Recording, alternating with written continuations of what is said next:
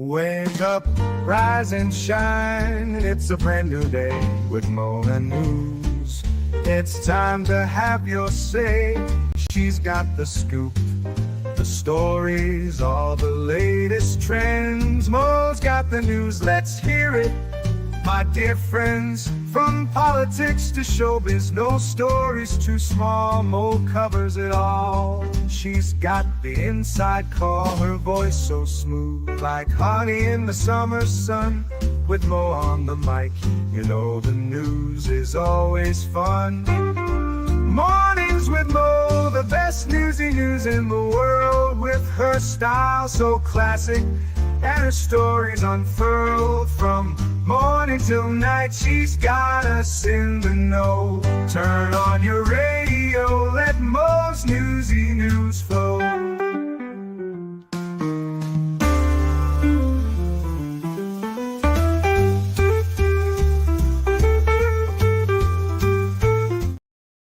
Good morning, everyone. It is Mo from Mo in the Deep End, and it is January 28th, which means that we are nearly done with January. So if you made a resolution and you haven't quit it yet, congratulations, because I already have.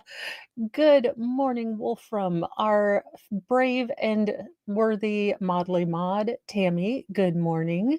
Christine, great morning to you. JKD Buck, nice to see you. And Janie J, Alice G, Jason, good to see you. Glad you got a notification. Seriously, question mark, in Colorado Mountain Girl, good morning. So we have an incredibly interesting story, but first, a little housekeeping. So with great consultation of, well, I just had this thought at 3 a.m. So as per usual, whatever I think at 3 a.m. must be deeply intelligent. But I have decided going forward, live streams will have no ads, so I will not be monetizing live streams. However, after I am done with live, I will add ads to them, not like Amberlyn Reed levels of ads. I'm not going to hit y'all every like 5 seconds. But that way, I figure we'll be good.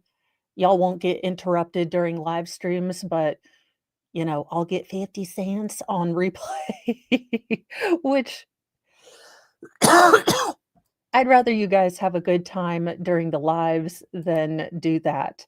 So, our first story, and I am nerd slash geek slash mysteried, like I'm geeked out here because the secret of, the mystery of the lost settlement of Roanoke may have been solved by an old map. And I actually pre-wrote this down for my jar of cray cray, because oh my Bob, if they oh my Bob Ross, if they figured this out, because this has been a mystery for generations.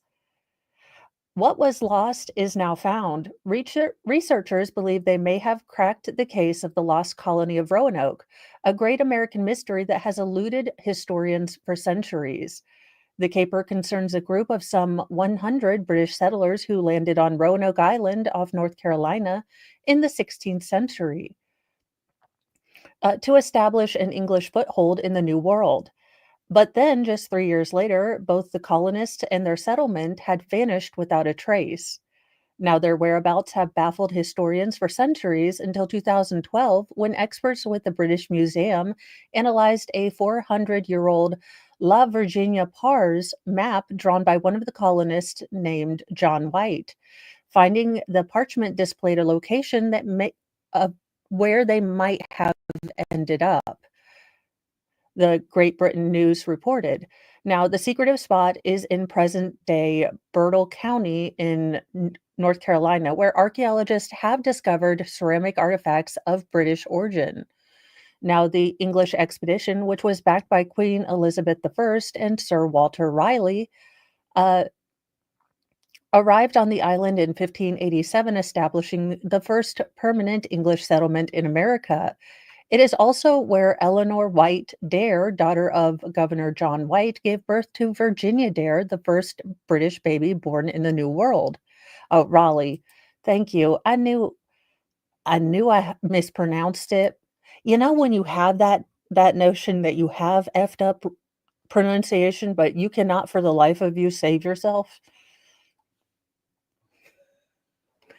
Now, White subsequently returned to England on what was supposed to be a quick supply run, but was waylaid for 3 years by the Anglo Spanish War. When the governor finally returned in 1590, he found that his settlement had been completely abandoned, save for a wooden post with the word Croatoan carved into it, which is the name of another island situated just south of Roanoke, as well as the name of a Native American tribe that had lived there. Now, numerous theories have swirled regarding the fate of the 115 colonists, which popular mechanics dubbed one of the greatest mysteries of American history. Now, some scholars have speculated that they died of disease, while others claim that they were massacred by Spanish settlers or hostile Native American tribes. Meanwhile, others claims that they had been assimilated into a tribe either voluntarily or by force.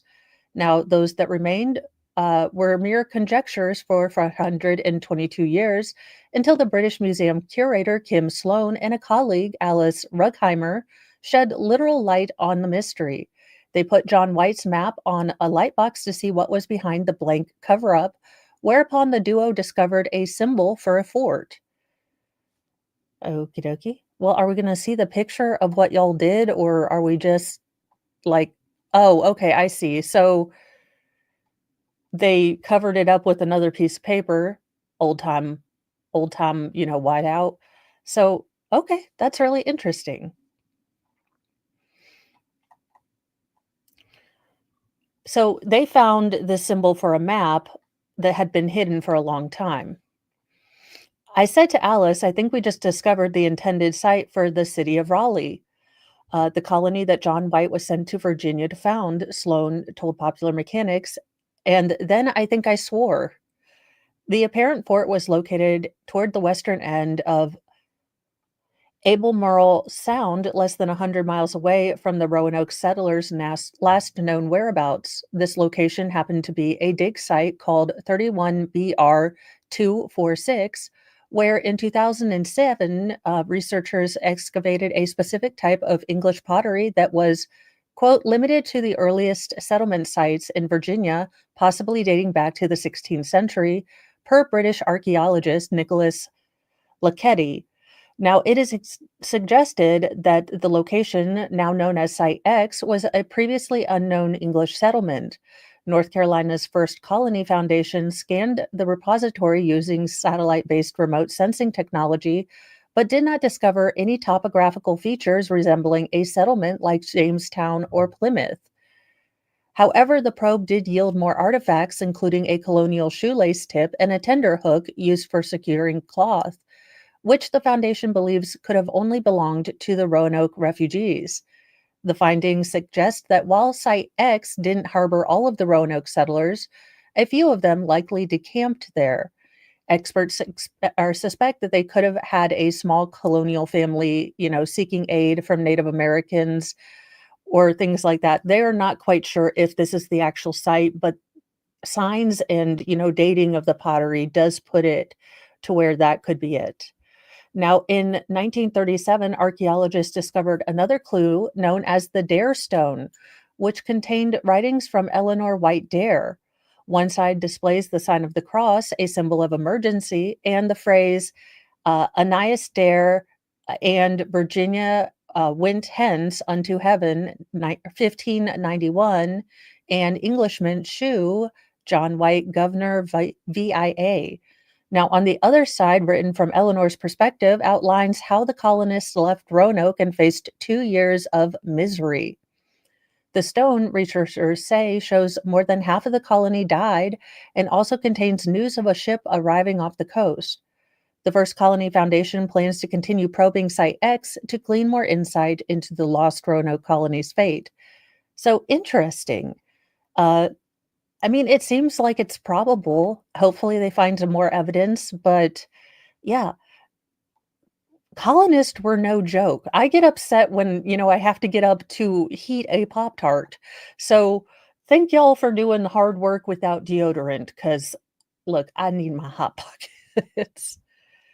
Well, looks like things are getting spicy on the border. U.S. Border Patrol and Mexican cartel members traded gunfire at the southern border. Uh, Look, regardless of how you feel about, all of the tactics, I know that there are many service members, many Border Patrol family members, and law enforcement and first responders that have to go to the border. And I just want every one of them to be safe. I don't want anyone to get hurt doing their job or protecting the border. That being said, I think this is going to be our reality as America starts putting boundaries up.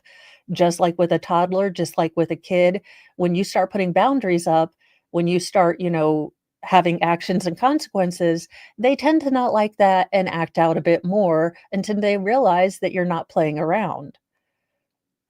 Now, U.S. Border Patrol agents and suspected Mexican cartel members traded gunfire near the southern border Monday as a group of migrants tried to enter the U.S. illegally, according to a report. Now, the shooting took place around 1:30 p.m. near Fronton, Texas, but no injuries were reported. Now, Customs and Border Protection said in a statement without revealing more details. A group of migrants were trying to cross the Rio Grande when the shots first rang out. Now, Border Patrol agents then returned fire at the suspected cartel members, according to reporter Bill Malugin. Now, the migrants reportedly did not make their way into the U.S. The scene where the shooting took place remains active with Custom and Border Protection Office Professional Responsibility, DHS Office of Inspector General, and the FBI and Texas Department of Safety all involved in the probe. So they're going to, yeah, get all the people. They're going to try to find all of the people that are doing this. Now, the shooting comes as President Trump is making a crackdown on illegal immigration and fortifying the southern border. Now, what I will say is that, this is going to be a somewhat frequent thing. And I do expect that things around the border are going to get scary. I'm not the smartest person in the world, but they have now designated some of these cartels as terror agencies.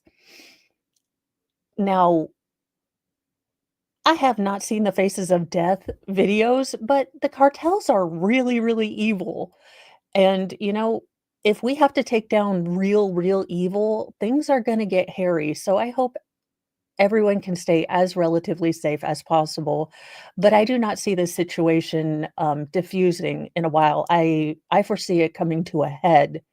And unfortunately, there possibly being very big headlines.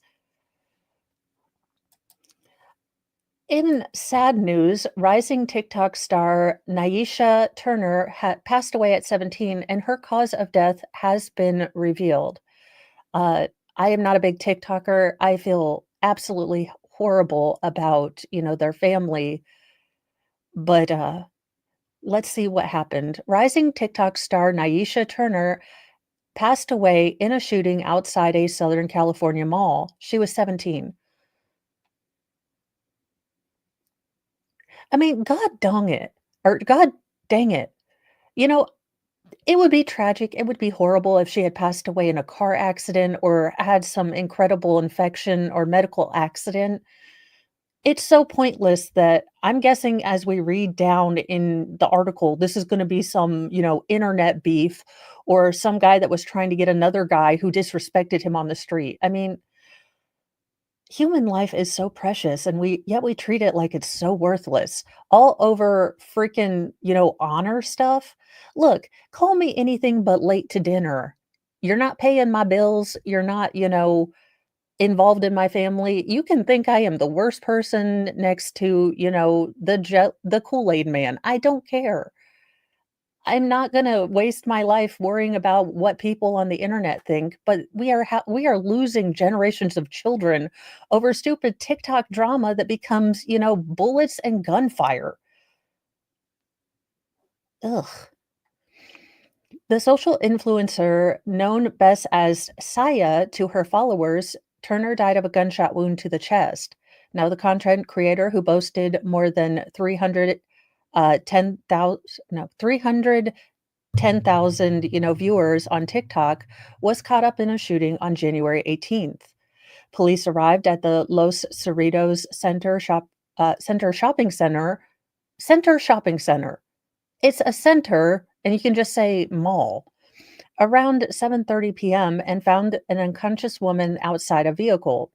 Now, upon examination, it emerged that Turner was unresponsive and not breathing. She was then taken to the hospital where she was unfortunately pronounced dead.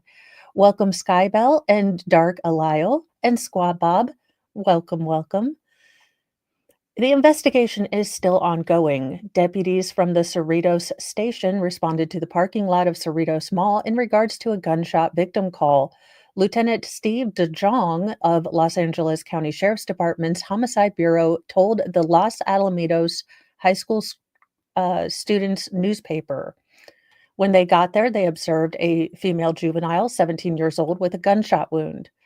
De Jong added, as far as the context and investigation, I can't elaborate because the investigation is going to go on for a while.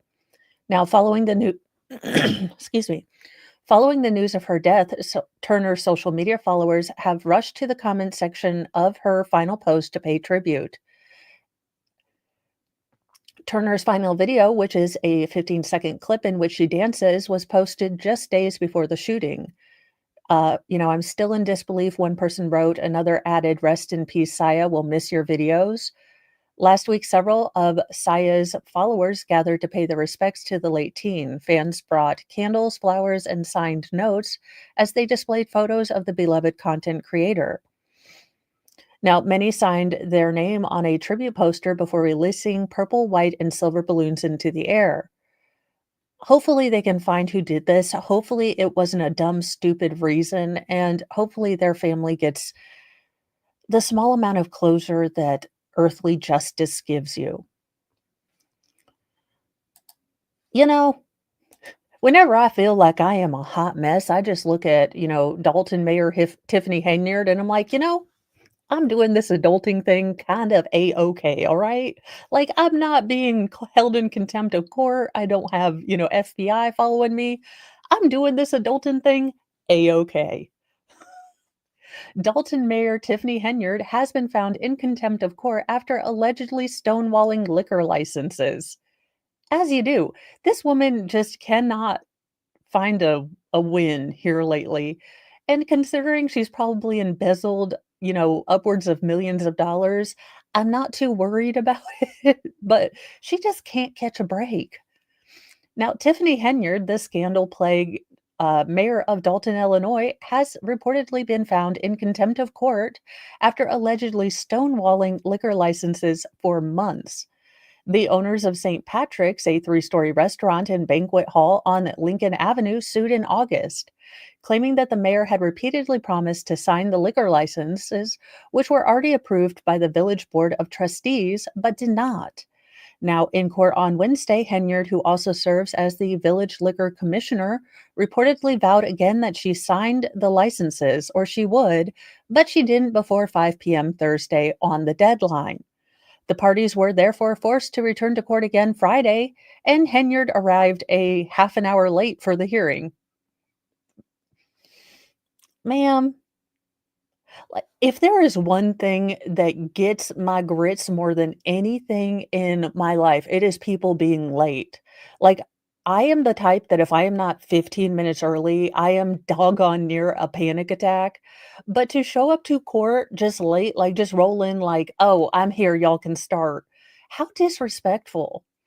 I have always found that the measure of a person is if you give them some power, how they treat the people they feel you know, superior to, and this woman should never have power. I mean, if she wasn't corrupted before, like, my precious got to her, like, she didn't even have a chance. She went full Smeagol, like, in 10 seconds. And also, Yahoo, I gotta love that you did this particular picture. Like, I mean, you basically could have put, like, little devil horns on it at this point. That's probably the worst picture. Now, Cook County Judge Celia Horan held Henyard in indirect criminal contempt. That means that the mayor was considered to be, quote, disrespectful to the authority of the court, end quote. I mean, fair ball strike. I think the umpire's right on that one. Adrian Vukovic, an attorney for the owners of St. Patrick's, told WMAQ TV, "It's been a challenge to put it mildly. It shouldn't be so difficult. This is an ordinary event to get a liquor license issued." Vukovic told WGN separately. The judge asked the mayor, "Will you sign these licenses?" And instead of signing them or answering the judge directly, she began talking in circles. So that's when the judge made one determination of what's called indirect criminal contempt, Vukovic reportedly said, adding, "It's serious. It's not something anyone would want to happen, especially if you are a public official." Now, Henyard was not taken into custody, but under threat of being held in contempt again, she signed two of the three liquor licenses, meaning that St. Patrick's can finally open for business. Oh, Yahoo, you just done this woman dirty. Like you did not find one good picture of her.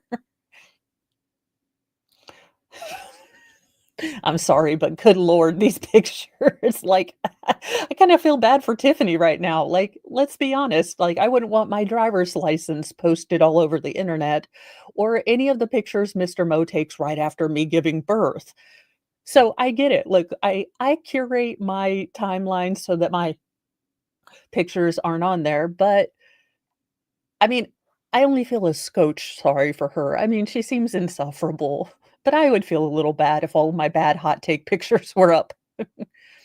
This should have been over in November. Tiffany Camara, one of St. Patrick's owners, told WMAQ. Now, Vukovic said his client is pursuing the third license as well as additional consequences for the mayor over the holdup. We want her to be fined. We want her to pay attorney fees. We want damages. She's hurt my client. You know, the attorney reportedly said, "We are wasting money every day, taxpayers' money. This is a nice building that people could be using, not to mention the jobs." Henyard's attorney, Max Solomon, reportedly attempted to justify the delay. "It is very important for people to understand that documents signed today had another entity on there. That was the holdup," Solomon told WMAQ. "That was the only thing." Now, Fox News Digital did try to reach out to Henyard and Solomon for a comment, but did not hear back. Meanwhile, former Chicago Mayor Lori Lightfoot has been hired or was hired to investigate Henyard last summer. And if you guys want, I was going to look over the Henyard report maybe today. I have only a gajillion things to do though. So I didn't know if that would be something you guys were interested in, considering I really haven't covered it. I didn't know if that would be something you are interested in, but I do know that the report is, I would think, out, or they do have a PDF so we could read through it. Now, she is facing allegations, including that she misused taxpayer dollars, overspent on village credit cards, and fired an employee who claimed to have been SA'd by a village trustee while on a work trip to Las Vegas. So, Miss Henyard probably better be seeing if, she can find a hair color that looks good with orange. In my neck of the woods, and I do think that this will be a big story depending on what investigation, motivation, and, things come out. This is not near me, but it is in my state.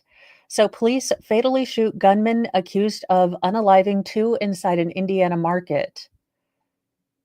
A gunman was killed Monday night in a shootout with police inside a northern Indiana supermarket where the suspect is accused of fatally shooting two people, authorities said. Now, circumstances surrounding the shooting are not immediately clear. The police department for Eckhart County, home to about 206,000 people along the Indiana-Michigan border, said the shooting was reported at Martin's Supermarket on East Jackson Boulevard about 5:30 p.m. Eastern Time. Yeah, JKB Debug, can we get good Indiana stuff? Could we just get good Indiana stuff? Officers arrived to find two shooting victims inside the store who were unfortunately pronounced dead at the scene. Now, the suspect was located inside the supermarket and was engaged by officers. They even have quotes, engaged. and unalived. Now, two officers were shot in the exchange. The Eckhart Police Department said both of its wounded officers were transported to local hospitals for treatment. One officer has been released from the hospital while another remains hospitalized but in stable condition. The identity of the suspect, the victims, and the involved officers are being withheld from the public pending a next of kin notification, the department said. In this horrific situation, words cannot express the pain felt in our community when a tragic incident like this happens. Eckhart Police Chief Dan Mil- Milanese said in a statement he asked for the public to keep those affected by the shooting in their thoughts. This pain is especially felt by victims' families, the responding officers, and the family of the wounded officers and all the witnesses to this tragic event. This case is being investigated by the Eckhart County Homicide Unit, which is asking for witnesses to contact them immediately. Our hearts are broken in Eckhart tonight, Mayor Rob Robertson said in a statement. Please continue to pray for the victims, including our two police officers who are wounded, our heroic first responders, and those in the incident. He added that there is no immediate danger to the public. Now, Indiana Governor Mike Braun, I didn't vote for him. Sorry, sir. I hope you do a great job, though.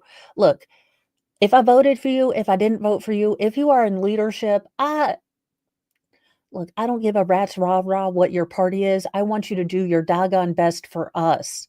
Like, I get that Republicans and Democrats are going to have different idea for what's best for us. Listen to your constituents and do what they ask. I mean, again, when I'm the voice of reason, the world has gone crazy because, oh my gosh, you guys. Okay, squirrel, I know, but uh the Labyrinth kid book is on its way.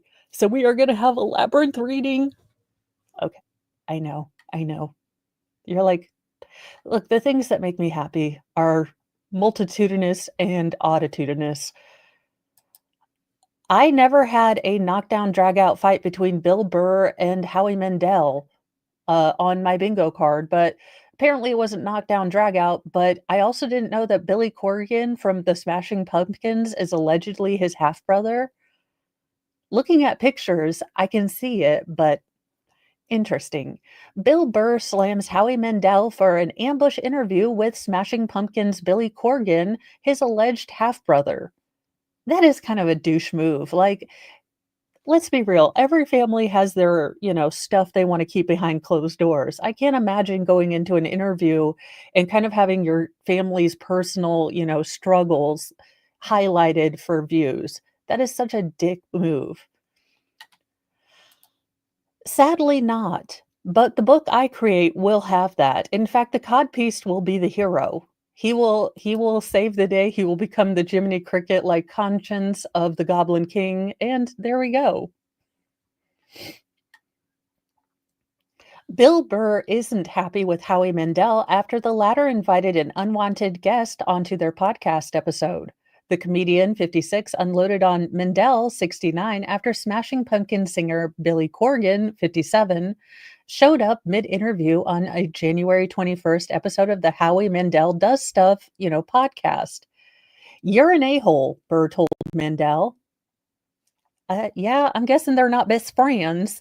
There's a I'm I mean, Billy looks like he doesn't even wanna be there.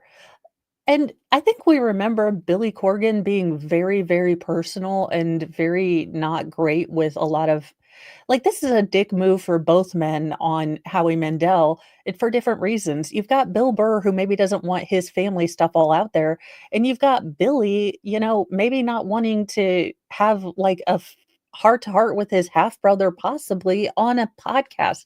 Like, Howie, I loved Bobby's World. Bring that back and focus on Bobby's World. I mean, make more gems like Is It Love or Is It Gas? That song is beautiful.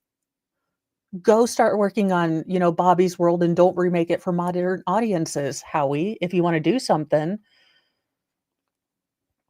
Corgan was under the impression that Mandel had informed Burr about his appearance, prompting the podcast host to say, I thought it would be a good surprise. Yeah, well, so is the clap, but I don't think anyone is really, really happy about it. However, it was the opposite for Burr, who asked, "Can this be edited out?" before going with it. "All right, F it, I'll do it," Burr said before asking the singer, "Do you ever think the fact that I never told that story that maybe you shouldn't?" The stand up comedian was referring to a previous podcast episode where Corrigan claimed that his stepmom told him, "Do you know who Bill Burr is?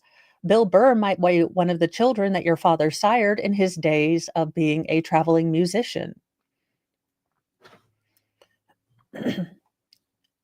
I mean, they do look kind of alike, but that's mostly because they're all bald.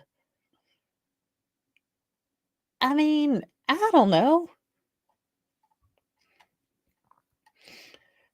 Let's see. Do you know how many emails and crap I got? Burr revealed at the as to when Billy Corgan had said that. Now, despite the tension, Burr told Corgan, "Listen, you've done well for yourself. I'm happy for you, but I would just prefer if you kind of didn't go around telling these effing stories. Like, why did you feel the need to do that?" The 1979 singer shared with Burr that Mendel convinced him to tell the story on his podcast after they randomly ran into each other. Quote, "The first thing he said to me was, 'Here comes Bill Burr.' And I go, 'Do you know that story somehow?' And he said, 'What story?' So I told him privately that story, and he said, 'Oh, you've got to say this on air,'" Corrigan said of Mendel. "Mendel, you are looking like a big old Uber douche right now." It didn't surprise Burr, who then accused Mendel of bringing the singer on for effing ratings. Yeah, sounds about right. "He's bringing you in here not because he's trying to heal bullshit that we went through growing up," Burr said. "What's supposed to happen? Are we going to play catch? We're both in our 50s." The old dad director spoke about his father. "He was a piece of ish. He had two kids this close together. He gave them the same effing name. He thinks it's different because he's Billy and I'm Bill. That's how he told the difference," Burr said.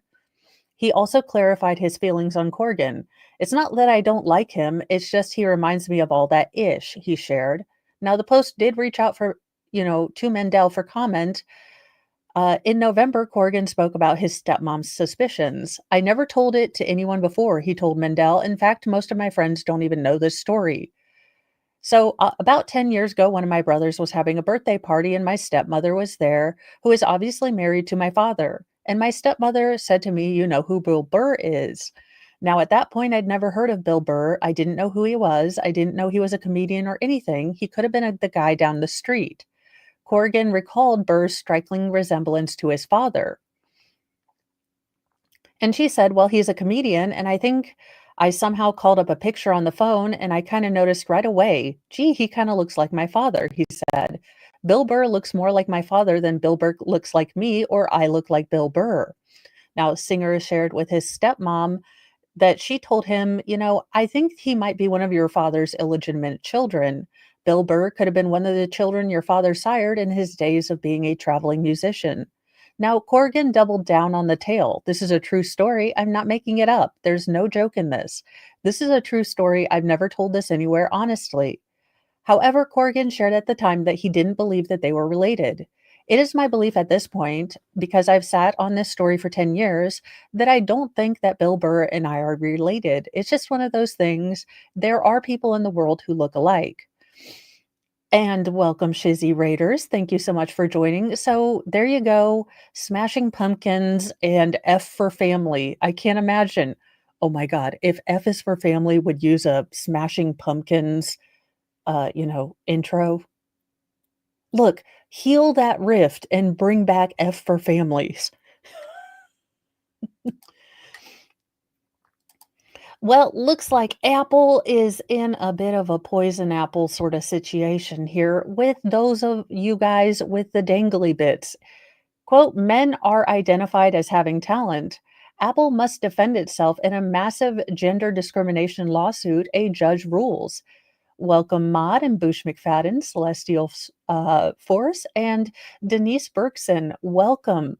And just for everyone who came in, new policy going forward on Mo in the Deep End. Live streams will not have ads. However, when I put it into replay kind of stuff, or I'm making individual videos, they will have ads. That way we have a stream, that's not cut off with ads, and you guys get a good viewing experience. And then, if you want to replay, I I'll put on ads, but I think that's fair-ish.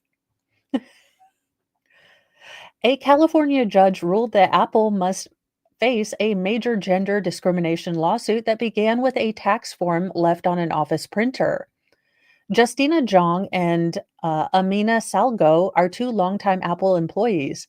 Zhang said she saw her male colleague's tax form on an office printer in California uh, during 2019 that showed he earned 10,000 more than she did for an equivalent role. Now, during the discovery, Zhang and Salgado became co-plaintiffs in a lawsuit against Apple filed in San Francisco County Superior Court. The lawsuit claims that over 12,000 women in the company's engineering, marketing, and warranty departments are victims of gender discrimination in the workplace. According to the lawsuit, quote, Apple, who also has a policy or practice of selecting individuals who have talent and compensating those persons more highly than other employees. Well, this sounds like a merit-based bonus. If it is simply on merit, and unfortunately the merit seems to skew more towards the male sides, that is not discrimination. That is simply the merit is finding where the merit is.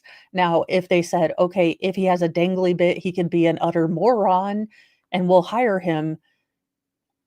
It it does seem like the use of the word talent seems loaded to me, as it is possibly a merit-based bonus, is what it's sounding like to me, but I am highly skeptical. The practice is bias against women, argued the plaintiffs, because among persons with similar level of talent, more men are identified as having talent. As a result, plaintiffs say that women are disparately affected, which causes them to be paid less for the same jobs. Now, plaintiffs also allege that Apple has a policy of asking applicants to provide information about their prior pay, despite the practice resulting in pay disparities. They also said that Apple's entire performance evaluation system is flawed when it comes to categories such as teamwork and leadership. Men are rewarded and women are penalized for the same behaviors. Evaluation scores then become the basis for compensation, which in turn has a negative effect on women's salaries. Apple filed a motion to dismiss, in which it argued that Zhang's claims arose from a single incident in 2019, and therefore the relative, statutes of limitations foreclosed her right to bring a case. The tech giant also argued that the plaintiffs did not sufficiently allege, quote, severe or pervasive harassment. Now, Judge Ethan Schulman of San Francisco Superior Court sided with the plaintiffs and ruled on January 21st that the case can go forward, rejecting Apple's motion to dismiss. Now, attorneys for plaintiffs are seeking a class action status in the case. Schulman handed down a 24-page ruling in which he said the plaintiffs had sufficiently alleged class-wide claims for violation of California's Equal Pay Act and similarly sufficiently alleged disparate impact and treatment under federal law. Now, the judge did say that Apple's argument that the plaintiffs had not raised the right allegations was demonstrably inaccurate based on court filings. Schulman continued to say that even if there was some subjectivity in the salary process, it would not foreclose the plaintiff's lawsuit, and that even cases with subjective decision makings, there can be effects that rise to the level of intentional discrimination. Quote, finally, the court's conclusion is supported by common sense, wrote Schulman, rejecting a number of procedural arguments advanced by Apple. Joseph Sellers, attorneys for the plaintiffs, provided the following statement to Law and Crime via email Monday. We are pleased that the court has allowed this important case to proceed, allowing us to demonstrate the pattern of sex discrimination in compensation that our clients have reported.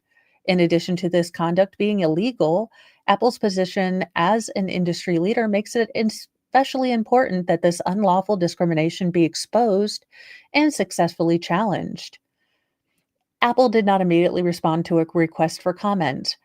Well, there are a lot of the problem with this sort of women get paid less as a general concept is that what goes into determining your sort of worth and what you're going to get as far as a salary is so multifactorial. Men tend to be less agreeable. They tend to negotiate, say that they demand extra money. Women tend to take the salaries that they are, offered. Again, these are sort of things. Men tend to, want or be willing to, put in 80-hour work weeks where women maybe don't want to invest all their time into a company. There are behavioral and, things that men just do differently in corporate America.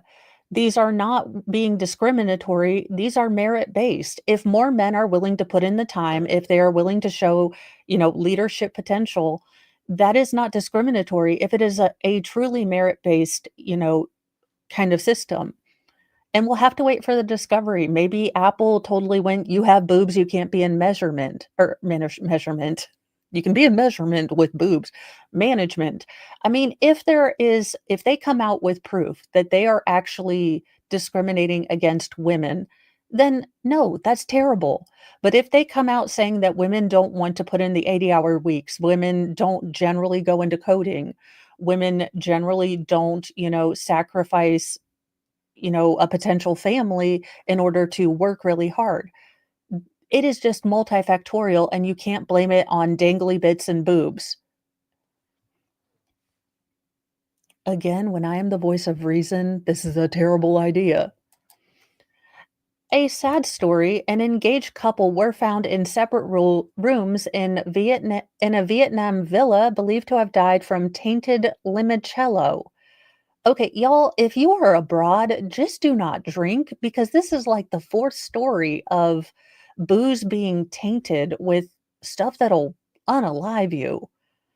The bodies of Greta Marie Otson, 33, and Arno Quinton Els, 36, who had gotten engaged 3 weeks before their death, were discovered December 26th at a resort in Hoi An. I don't think I said that correctly, but I'm attempting it. A British woman and her South African fiancé, who were found dead at a villa in Vietnam last month, were killed by methanol poisoning, their family said in a new report. On December 26, 2024, the bodies of Greta Marie Otson, 33, and 36-year-old Arno Quinton Els were discovered in separate rooms by the staff at the Hoi An Silver Bell Villa in Hoi An, Vietnam News previously reported. The couple had taken out a lease on the 9-bedroom guest house and had been hosting guests at the property, according to a UK paper, The Times. Now, The Times reported in a story published on Saturday, January 25th, that the Vietnamese police confirmed that both of the victims, who had moved to the country in February 2024 and had gotten engaged 3 weeks before their deaths, had died of methanol poisoning, likely from contaminated alcohol after consuming tainted homemade limoncello bought from a local restaurant on Christmas Eve. I have made my own limoncello. I am not sure how the hell you add methanol to it. I could be wrong. Look, I am not the smartest smarty pants in the world or a brewologist or a mixologist, but I am confusing. There you go, Nick. Nick's like, I drink pure methanol on the weekends. Let's see. Vietnam News and The Guardian previously reported that several empty alcohol bottles had been found at the scene. Now, the local outlet stated in a December 30th article that initial findings had found no signs of scratches or external force on the bodies, citing Quang Nam Provincial Police. Now, in a statement to the Time, Otson's parents, Susan and Paul, said this of the couple. The Vietnamese police now have confirmed that the cause of death was methanol poisoning as verified by the autopsy results.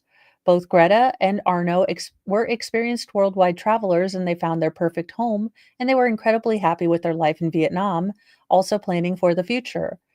They were a loving couple with their life ahead of them. The tributes we have had for them around the world are unbelievable.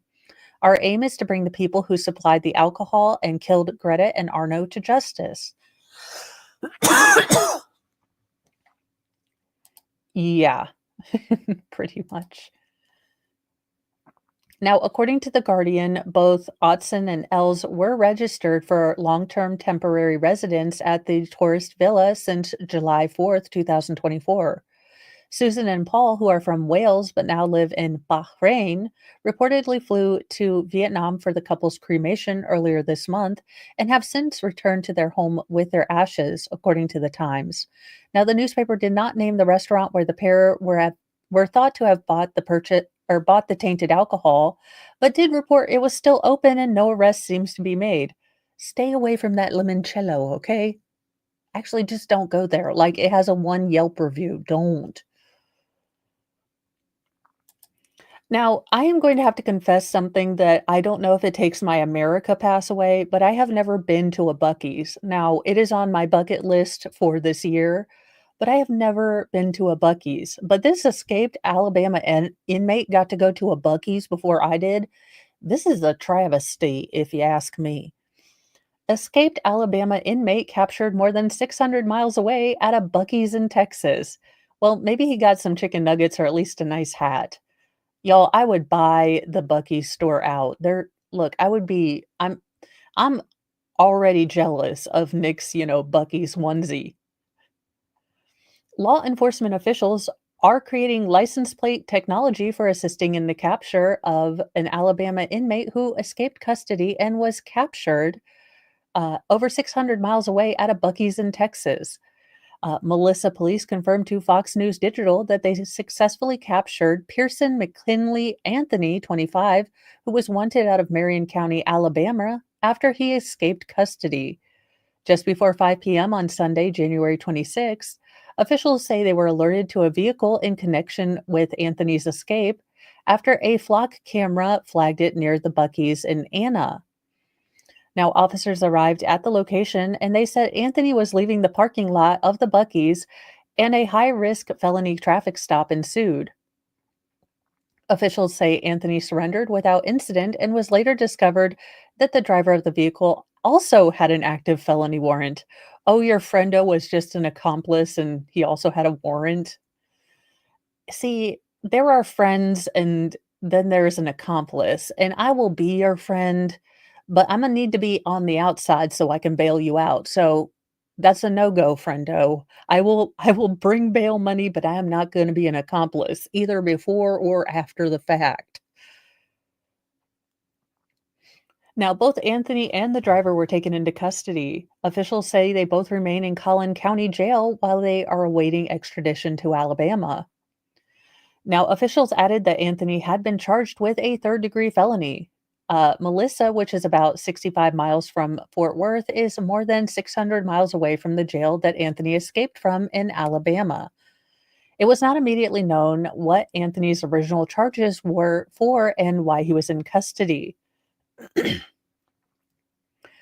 Now, the Melissa Police Department credited the use of flock technology to locate Anthony. This successful apprehension highlights the importance of interagency communication and the dedication of our officers to keep Melissa safe. Police Chief Eric Stokes said in a statement sent to Fox News Digital. This is an example of how well flock technology can be used in apprehension of wanted fugitives across the country. The flock safety technology is used by law enforcement agencies, neighborhoods, and communities to help reduce crimes by utilizing license plate recognition and providing real-time alerts to authorities to help locate wanted suspects, according to the company's website. So there we go. But I saw a story on here that I want to cover because uh where'd it go? Because it's an Indiana one. Oh, sir, it's not like you're going to be able to hide. Yeah, I see this face walking around. I'm thinking you've escaped from some sort of parole officer because that's a no. Just what are we doing here? Indiana inmate mistakenly put on a work detail escapes for the second time, later captured at a Motel 6. Indiana, our best and brightest. Charles Gerstorff, 30, previously escaped custody in Grant County, Indiana. An escaped inmate in Indiana has been recaptured at a Motel 6. We'll keep the light on for you. I don't know if that's a crown of thorn on his head. I look, the one over his eyebrow, I can't tell if it's a maybe it's a battleship. You know, some people's tattoos are kinda like looking in clouds and or a Rorschach test. You're like, "So what is it supposed to be?" Because you always feel bad because 'cause they're like it's really deeply personal to them, and you don't wanna say nothing, but it looks like Snoopy was drawn by, well, Stevie Wonder. So you're trying to, like, kinda gently hint that you have no idea what this blob of ink is on, and they're like, "It represents my soul. It gives me freedom." And I'm like, "It's a winged slug?" Okay, let's see here. Oh, there we go. Now, Charles Gerstoff, 30, had an assignment to work at the City of Marion Animal Care and Control building next to the 4-H fairgrounds on State Road 18 West when he just walked off the site around 7:50 a.m. Now, he had previously tried to escape another work detail, but apparently the aminals needed him. Like, honest to goodness, you guys, I know that animals are better, judges of human character, and maybe this guy is super sweet, but I'm kinda thinking that Fry would not have liked him. I'm kinda think there's no sparkle in those are some dead eyes, okay? Animals know evil. I'm just throwing that out there. Now, the deputy who was supervising the crew was distracted and performing another task when Gerstoff fled, according to authorities. Multiple deputies responded to find, the escapee, but the search was discontinued after a few hours. Now, later on Monday, deputies located Gerstoff at a Motel 6 off of Shadeland Avenue in Indianapolis. Now, Shadeland Avenue, look, they're trying to clean it up, but it has been specialized. Look, there's places on Shadeland Avenue that specialize in hotels that you can rent in 30-minute increments. If you're catching my drift, it's not the greatest area. During the search for Gerstoff, the sheriff's office told the public that the inmate was not supposed to be on any work detail because of a previous escape attempt. Quote, upon reviewing the incident, the inmate should never have been on a work crew, due to a previous charge of escaping during his time on electronic monitoring. Now, the sheriff's office said that an oversight, like, did someone have glaucoma and couldn't see, like, the escape? Were they doing one of those eye tests and their left eye is wonky? Like, okay. We are currently looking at how this oversight occurred and are taking extensive measures to minimize the possibility of it occurring again. Now, Gerstoff's previous charges include resisting law enforcement. I don't know, let's check. Possession of crystal and paraphernalia. Again, let's look and check and check. No lies detected. I In sad news, we have he's going to be okay, but Uncle Sid got hurt. So y'all, someone send him like 100,000 gallons of some sweet tea and, well, basically everything deep fried. We have got to make this man better. He is a national treasure. Duck Dynasty star was hospitalized after falling off a boat during a hunting trip. Now that is Uncle Si is my spirit animal. I am not gonna lie, I was having the greatest time. It was a strange time when Duck Dynasty came around because you saw so many people who would in weeks, years past, would never, ever wear camo, and you had people just camoing out like it was their job. Silas Uncle Si Robertson is on the mend following an accident during a recent hunting trip. The Duck Dynasty star sparked concern when he didn't appear on his podcast, Duck Call Room. However, his absence was due to a recent hospitalization. His co host, Justin Martin, detailed an incident revealing that Robertson had spent 3 days in the emergency room after falling out of a boat during a hunting trip in Arkansas. Typical Silas Robertson, in a dang hurry to get out of the boat, Martin explained. He went to take a long step instead of waiting for us to move the decoys and the shotguns. A BDH, big dang hurry, and he fell. He continued, when he fell on his oxygen machine. You know, he wears it like a bandolier. However, Martin shared that Robertson jumped up and insisted he was fine. I didn't think he I think he didn't want anyone to see that he had fallen. He said, except the problem is you're covered in mud now, so we all know that you fell.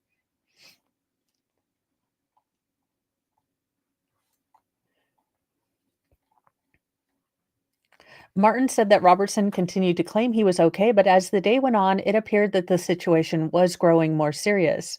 He shared that he noted the TV star was quieter than usual, leading Martin to wonder if Robertson had a concussion.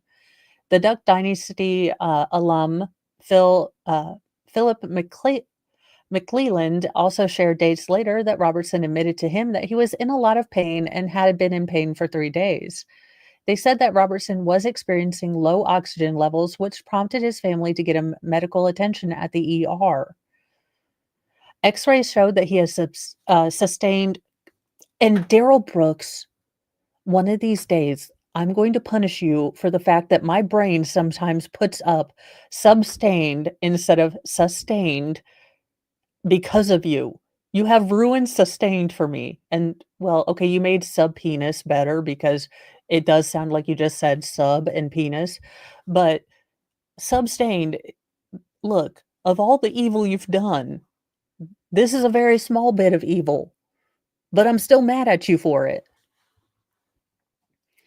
So I'm very glad that it looks like he's getting good medical care. As you age, or if you have any sort of complications with your health, small little things can really throw you for a loop. So hopefully he is making good choices about his recovery. I don't know. He's a guy that dresses in camo all the time, and I think his blood type is sweet tea. So I just hope he's got family taking care of him. Hopefully it'll be okay. Now, I have, and we can bring this out because screw yourself sideways with a cactus. And we have two. You get options. They both light up. I saw this and y'all, I about jumped out of my damn chair, was gonna grab a bunch of mamas with me in my breeder mobile and go give this young gentleman a good firm shouting at because what the actual F?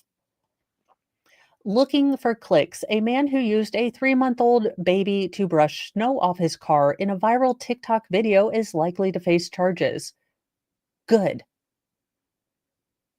Babies are tiny. You could have given him hypothermia. You could have burnt his skin, frostbite. They don't have the best circulation. What the hell is wrong with you? Like, you're not cute. No one wants. And who the hell clicked on this video instead of downvoting it? Who gave this video a thumbs up? Police in Texas say they believe a 25-year-old man put a 3-month-old in danger when he used his baby to wipe the snow off the car as part of a stunt to go viral on TikTok. A winter storm hit the Lone Star State last week, blanketing the region with snow. Now, after observing the video online, Port Arthur Police Department and Child Protective Services are starting an investigation. Beaumont ABC NBC affiliate KBMT reported. Now, police told the station they are trying to obtain an arrest warrant for child endangerment, and Jefferson County District Attorney's Office could issue a warrant for the man's arrest as soon as this week. Videos tend to pop up on social media of parents using their young kids to brush, snow as a joke. This video showed the man taking a baby and wiping the car's windshield to clear off the snow, but the police chief is not laughing. Just absolute Look, if you are 20, go viral for something unique about yourself, not because you're an absolute dumbass. Because it'll be real fun to explain to your kids why you're licking and or eating a Tide Pod online. Just gross. It's a sad situation. I know a lot of people go to social media and they're looking for clicks, but this is not a deal where you should put a baby on a windshield, Port Arthur Police Chief Tim DeRusso told the TV station. Now, cops reportedly conducted a welfare check on the child when they were made aware of the video. They have since learned that the man was not the only one on the scene of the incident. He had two other females with him at the time. We suspect one of them was the mom. They checked on the baby, and the baby was just fine, DeRusso said. Now, it's not clear if the other two people present at the scene could face charges. McClatchy News reports that the video has been taken down from TikTok. Port Arthur is about 90 miles east of Houston along the Texas border with Louisiana.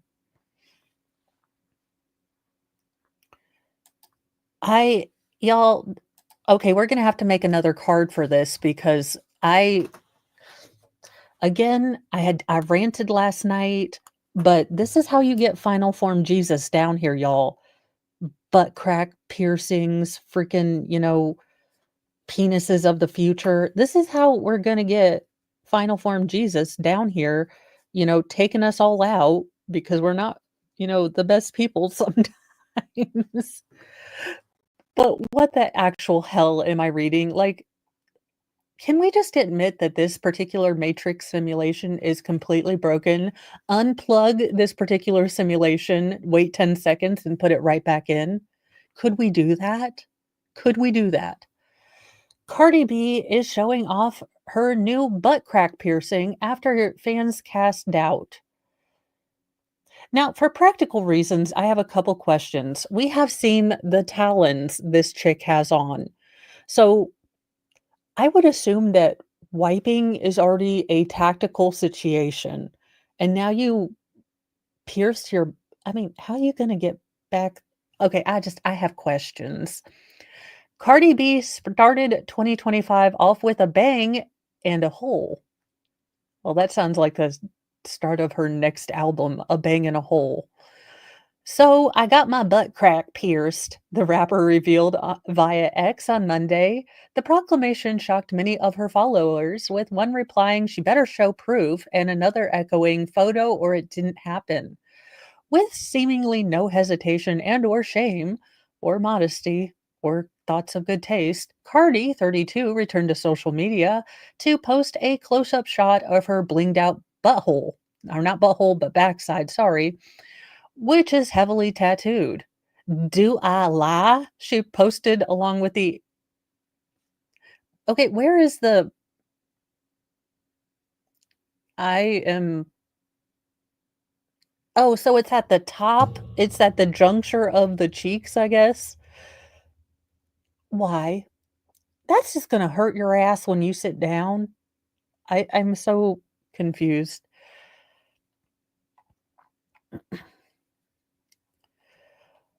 Alrighty, what's the reason behind it? Pun intended, one user quipped. I wasn't even aware this was possible, another remarked. Sis, delete this, someone begged.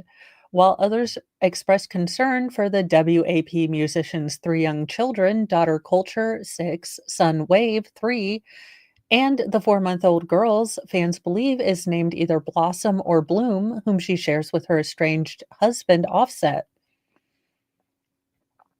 Cardi's Rumors collaborator Lizzo also has some nether region jewelry.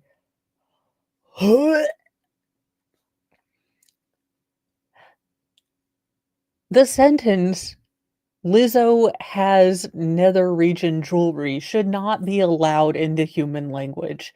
And Lizzo, you look like you are trying to get healthy. You were beautiful beforehand. I am glad you're making healthy statements. I don't agree with you on much, but if you look like you're feeling better about yourself. And I don't mean that as a backhanded compliment. I am ecstatic you're living your best life. I don't want to know about your lady lips or your lady lumps or just generally anything that no. I would like to RSVP no to the TMI Lizzo podcast. Now, in February 2022, Lizzo threw a piercing party for her team.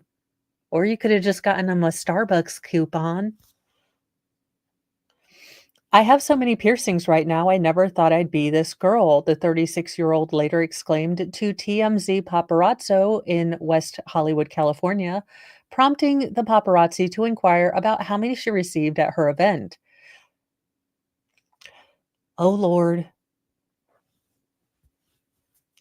You can't see my coochie, I can't show you, she replied, as one does, letting fans know just where she had gotten later accoutrement.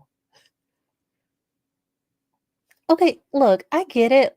I honest to goodness, you guys, if I had a body like hers, I am totally not sure that I would use it for good. Now, when my children are around, would I post pictures like this, you know, of mom's butt crack? No, probably not, but Mr. Mo would get an eyeful. So I am not saying that I would use my powers for good if I were skinny. I can't show you. I can't show TMZ my kitty cat. If asked if she would ever pose for Playboy, no. Which named Cardi as the first ever creative director in residence in December 2021, the good as hell artist replied with, "Oh God, tell Cardi to call me. I love Playboy." So there you guys go. Lizzo will be on Playboy. I'll pray for you. I'll pray for you. I don't know what to tell you guys other than RSVP to no. There was an earthquake felt in Boston that was centered off of Maine, on Monday. So there you guys go, a earthquake in Boston that was centered in Maine. An earthquake felt in Boston, Massachusetts on Monday was centered off of York Harbor, Maine, according to the United States Geological Survey. It was also felt in New Hampshire and Rhode Island, the USGS map showed. What time was the earthquake today? Well, the earthquake was a magnitude 3.8 and it happened at 10:22 a.m. It was initially reported as a magnitude 4.1, but then was downgraded to a 3.9. This is a once in every 5 years kind of earthquake. John Elb, a senior scientist at the Weston Observatory in Boston College, said the depth of the earthquake was more than 8 miles underground, according to the USGS. There is no tsunami threat to New England, and the U.S. Tsunami Warning Center had reported. We don't sit on any active fault lines, executive weather producer Terry Ellison said, but again, for our area, it's really significant. No reports of earthquake damage were, sent in Massachusetts.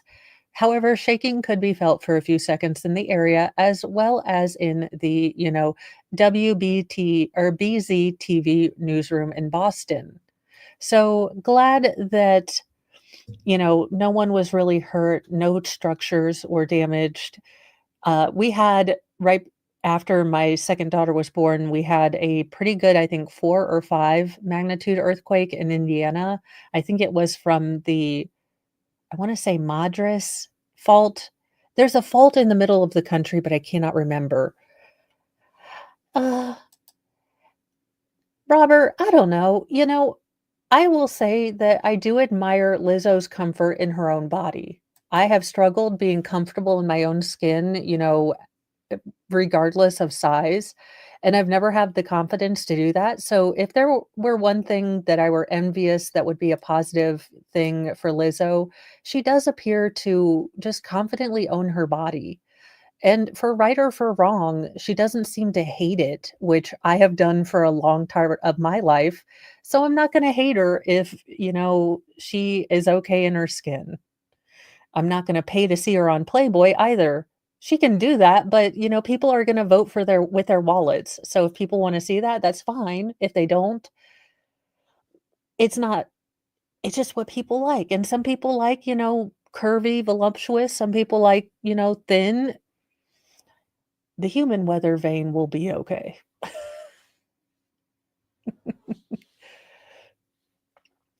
And in our final story, because, well, families happen, we have sisters in a church that had a melee over No, I think I already did this one.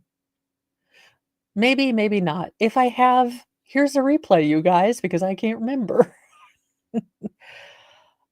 Florida siblings were arrested Thursday for allegedly battering each other at a Catholic church where their 95-year-old father's funeral had just been held. Now, the sibling fight, cops say, was prompted by a eulogy delivered by Kathleen, 66, at the services for Dr. Arthur Deegan, a former management consultant who, in retirement, had authored several devotional Bible study books. Now, court records do not indicate whether the melee at St. Brennan's Catholic Church occurred inside the Clearwater Beach Chapel or at the reception that followed on the church property.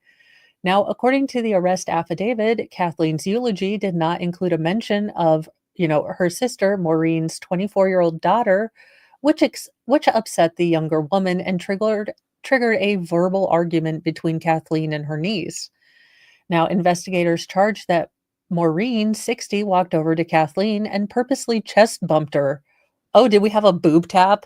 That's such a dude move. Like, I have never gone and tit tapped a chick.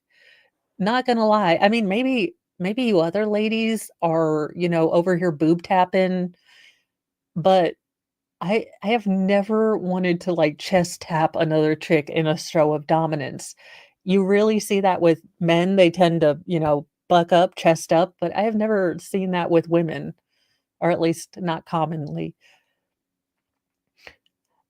Now, Kathleen then grabbed her sister's hair and pulled it backwards. Maureen responded, cops say, by throwing at Kathleen's face, although it was unclear if she used a open or, closed hand. Now, the altercation was captured by CCTV and then was broken up. The mutual combat resulted in Kathleen's arrest for misdemeanor battery, and Maureen was charged with felony battery since her alleged victim was 65 years or older. Now, held overnight in the county jail, the Deegans were released from custody yesterday on their own recognizance. A judge has ordered the women to have no contact with each other. Maureen, a resident, lives about 7 miles away from her sister, whose address was listed in the jail records and has about a $2 million waterfront home owned by their late father's trust. It's sad. She probably didn't intentionally forget her name. People are just ridiculous, and y'all 2 are grown-ass women. You couldn't have Here's the thing, this is what pisses me off. It bothered me when I did it because I had my head up my butt. I have not been a perfect person, but this is a struggle for the family. You couldn't have put your feelings aside and had some dignity at your father's funeral? Like, that couldn't have happened? You couldn't have put your big girl panties and told your daughter that, "I'm sorry your feelings are hurt, but this is a funeral. Can we honor your grandfather first before we have moronic conversations?" It's the same kinda thing where people hate their ex so much that they, make it so the kid either can't see their partner. Love your kid, love your family more than you dislike that one particular member of your family. It just it just seems like such a dumb thing. To be fair, this might have been pre-wake behavior. Any hoozle, I hope you guys have a great day. Again, for housekeeping stuff for people that are just coming in, live streams will henceforth and forevermore be ad-free. I will be putting ads, not again to Amberlyn Reed or any sort of cray cray level on the replay ads. So after it goes live, it will be, off. I will see you guys tomorrow. Have a lovely day. Bye, you guys.